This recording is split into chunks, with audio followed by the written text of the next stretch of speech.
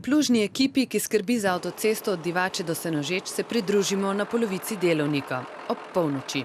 Zdaj nas čaka še do 6:30 zjutraj, do pol 7.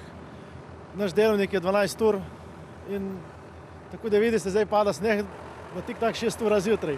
Težki delovni stroji si zlahka utirajo pot skozi snežni vihar. Težava je le vidljivost. Prvo se mu treba paziti zase, ker če je slaba vidljivost, ne vidiš nobenega na cesti, moraš paziti, da stoji avto, ker včasih niso niti zavarovani. Slavec, pazi ga!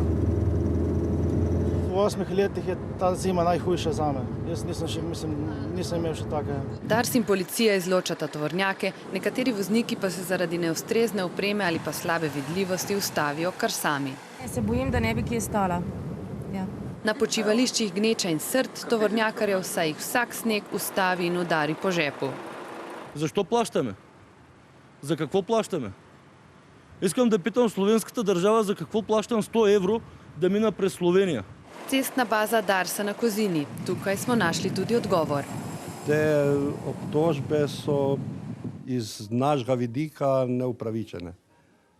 Pač mi se tle trudimo po naših najboljših močeh.